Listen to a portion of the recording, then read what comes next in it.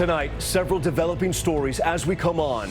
American Dynasty, Team USA winning the Women's World Cup in a dramatic 2-0 shutout as millions gathered around the world to celebrate the historic victory and the powerful message from fans inside the stadium. The billionaire takedown, sources telling ABC News that Jeffrey Epstein was arrested at a New Jersey airport accused of trafficking girls for sex. His home raided, and what we've now learned about the allegations. Border clash. President Trump late today firing back at critics, saying migrants are being held in better conditions here than in their home countries, even after his own administration's report detailed unhealthy conditions and dangerous overcrowding. State of play. Our brand new ABC News poll is out. Tonight, the good news for President Trump and what he needs to worry about as the race for 2020 heats up. Severe storm strike, multiple tornadoes touching down, a dangerous lightning strike caught on camera as stifling heat settles in. On edge, residents in California rattled after a pair of powerful earthquakes. Tonight, the dramatic new pictures. Thousands of aftershocks are expected. And Stevie's health scare, the music superstar on stage, revealing to his fans the very personal battle he's now facing. From ABC News, this is ABC World News Tonight. And good evening. Thanks for joining us on this Sunday. I'm Tom Llamas. And we begin tonight with a historic American victory today in Lyon, France. Team USA completing their World Cup quest, shutting out the Netherlands 2-0. Superstar Megan Rapinoe opened the scoring with a penalty kick in the 61st minute before a breakaway goal by Rose Lavelle that helped clinch the match. Fans gathering around the world at watch parties. Check out the celebratory scene there in Kansas City. The victory gives Team USA back-to-back World Cup championships, a dynasty status, as players and supporters demand the team receive equal pay. ABC's Adrian Bankert is there. That's it. U.S. wins their fourth World Cup. Tonight, Team USA champions again, establishing themselves as one of the greatest teams to ever represent our flag. This win didn't come easy. The team used to scoring goals early throughout the tournament went scoreless in the first half. The Netherlands with a mighty defense. We just have no quit in us. We're so tight and we'll do anything to win. The match, a knockdown, drag-out fight at times, included this scary head-to-head collision with Kelly O'Hara. But soon the star of the tournament, Megan Rapinoe, just back from injury, breaking the stalemate with this penalty kick. U.S. leads. Milestone goal for Rapinoe. The goal sends fans back home in America into a frenzy. But it was this stunner from one of our youngest stars, Rose Lavelle, Cutting, shooting, that sealed the deal. the biggest goal of Rose Lavelle's life. I'm so proud of her. She's superstar, not even in the making. She's straight up superstar at this point. After the game, tears and jubilation. This record fourth World Cup championship for Team USA, now the gold standard in women's soccer. Jill Ellis becoming only the second person, male or female, to ever coach back-to-back championship teams. They put their hearts and soul into this journey, and I can't thank them enough. It's been fantastic. And for the legions of American fans in the stands, some getting behind the team's fight to be treated the same as their male counterparts. Equal pay! Equal pay! Most of the people here today basking in this historic win.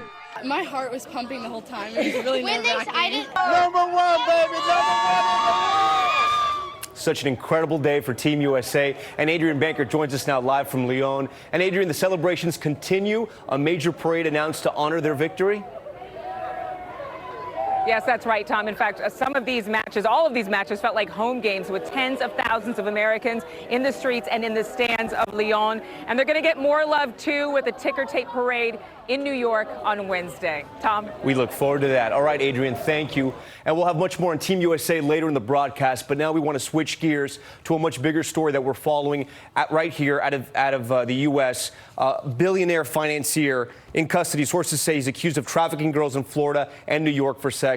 Jeffrey Epstein, already a convicted sex offender, was arrested at New Jersey's Teterboro Airport after returning on a flight from France. Authorities seen raiding his home in Manhattan. And while the exact charges are under seal, it is a disturbing new chapter for a high-profile suspect accused of being a predator. Here's ABC's Ariel Reshef. Federal investigators raiding the Manhattan mansion of multimillionaire Jeffrey Epstein. agents hauling out boxes of the financier's belongings. Sources say Epstein was arrested in a covert operation as he landed on a flight from France. The indictment against him sealed, but sources tell ABC News charges will likely include conspiracy and sex trafficking of minor girls in New York and Florida. Some of the allegations against Epstein dating back more than a decade. Courtney Wild, one of his accusers, telling ABC News about an alleged encounter when she was just 14, giving Epstein a massage. He asked me to get comfortable, to take, my clothes off. She claims he then touched her and himself. Wild says Epstein was often surrounded by a cadre of underage girls. That's what was weird, was because even at that time, for me, I was 14, I had braces on.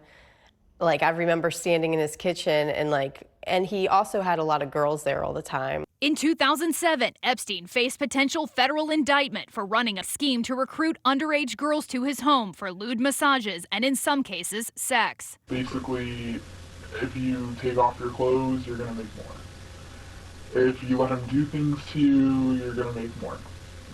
Like do things, you mean touch you? Yeah, touch you in inappropriate places. The Florida power broker struck a plea deal, serving just 13 months in county jail, registering as a sex offender. The agreement also halted a federal grand jury investigation and gave Epstein and any potential co-conspirators immunity from federal charges in Florida. The U.S. attorney who authorized that deal, the current Secretary of Labor, Alexander Acosta. Acosta questioned about the case in his confirmation hearing.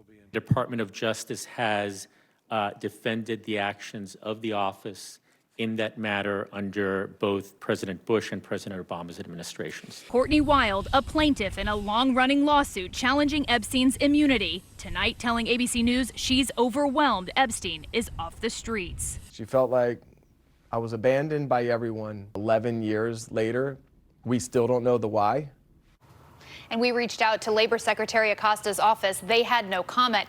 Epstein is expected to appear in court tomorrow when that indictment is unsealed. And Tom, his attorneys tonight have no comment. All right, Ariel, thank you for that. Next tonight to politics and our new ABC News poll showing President Trump hitting his highest approval rating yet, with 44% approving of his presidency, but 53% who still disapprove.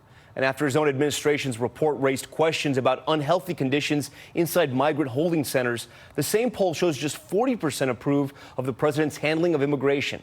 Tonight, he's firing back at his critics, and ABC's Stephanie Ramos is on Capitol Hill. Tonight, the president is defending his border patrol while firing back at a New York Times report detailing deplorable conditions in this migrant facility in Clint, Texas. The New York Times story is a fabrication. Now, I look at things and I saw visually, I had people there that told me the job that they are doing is incredible. The joint investigation from the New York Times and El Paso Times is based on accounts from unnamed Border Patrol agents who saw, quote, outbreaks of scabies, shingles, and chickenpox spreading among the hundreds of children who were being held in cramped cells. The stench of the children's dirty clothing so strong it spread to the agents' own clothing. No pictures from inside the facility accompany the article, but these images in a government report out just this week show the, quote, dangerous overcrowding in other Texas holding facilities. Some adults in these cells being held for a month at a time with limited or no showers. You can see their hands pressed against the windows. The president tonight indicating migrants are being held in better conditions here than in their home countries. If you look, people that came from unbelievable poverty, that had no water, they had no anything, where they came from. Those are people that are very happy with what's going on because, relatively speaking, they're in much better shape right now. Also saying he'll open the centers to the press. I want the press to go in and see them. We're going to have some of the press go in and see because they're crowded, and we're the ones that were complaining about they're crowded. Stephanie Ramos joins us now from Capitol Hill. And Stephanie, today, the acting head of the Department of Homeland Security acknowledged the challenging situation at the border. House Democrats are calling for him to testify later this week. That's right, Tom. This will be the time for lawmakers to get a real status report on these facilities. What's not clear is if McAleenan and other officials will show up. Tom. Stephanie Ramos, thank you. That new poll also revealing the state of play for President Trump as the race for 2020 heats up. Several Democrats have a chance to beat the president in a head-to-head matchup, with former Vice President Joe Biden still in the best position. But that news comes as Biden attempts to move on from those controversial remarks about working with segregationists in the Senate. Here's ABC's Rachel Scott. Just 24 hours after expressing regret over his controversial comments about finding common ground with segregationists in his early days as a senator. If any comments I made were taken in a way that people took offense from them, then I am truly sorry for that. That was not my intention. Joe Biden speaking directly to black voters in a pivotal early voting state. That's why I chose here in South Carolina and chose an audience that in fact would be the most likely to have been offended by anything. One of his most vocal critics, Senator Kamala Harris in South Carolina too. He is right to recognize the impact of his words, and I applaud him for doing that and having the courage to do it. There is still plenty of disagreement between he and I. She challenged Biden on his record on race from the debate stage, signaling he's out of touch with today's Democratic Party. But according to our latest poll, Biden is the only candidate with a clear edge over Trump in a general election matchup, leading the president by 10 points among registered voters. 4 other Democrats in a tight race with Trump, including Harris, Bernie Sanders, Elizabeth Warren, and Mayor Pete Buttigieg. But one key Democrat not hinting at an endorsement yet. Though the former vice president touts his close relationship with President Obama, Michelle Obama says the former first family will watch the primary play out. It is early. It's like trying to figure out who's going to win the World Series on the first 7 games. I mean, that's where we are right now. It is so early. And Rachel Scott joins us now. Rachel, there was another good number for President Trump in our new poll. For the first time, more than half of the Americans approve of the president's handling of the economy. Yes, Tom, 51% approve. And when you compare it to other issues, the president's approval rating is among the strongest when it comes to the economy. Now, the Trump campaign knows that this is a critical issue for voters, so they plan to use his record as a key part of their campaign message. Tom? Rachel, thank you. Next tonight, the severe weather threat, multiple confirmed tornadoes as powerful thunderstorms pop up for millions. Take a look at this video from southern New Jersey, where a brief but dangerous tornado just lifts a car straight off the ground. In Boston, a direct hit on this sailboat, badly damaged by a lightning strike. It was all caught on camera. At the same time, temperatures are on the rise across the South. Here's ABC senior meteorologist Rob Marciano. Dangerous weather conditions marking a violent end to the holiday weekend from Wyoming to the Northeast. Strong thunderstorms triggering intense lightning in Boston. This one striking a 40-foot sailboat. In New Jersey, an EF0 tornado flipping this parked car onto its side. The twister, with 70-mile-per-hour winds, ripping through Mount Laurel. And along the Jersey shore, massive storm clouds rolling through, sending beachgoers scrambling for cover. Oh my gosh. Holy crap. And this large tornado twisting across fields near Laramie, Wyoming. Significant flash flooding hitting parts of Pittsburgh, trapping a 90-year-old man in his stalled car. I could see that the water was rising very rapidly, and, I considered my options, which weren't very good. 2 Good Samaritans racing in and pulling him out to safety. Rob Marciano joins us now live from Central Park with a look at the week ahead. And Rob, you're also keeping your eye on a disturbance in the Gulf?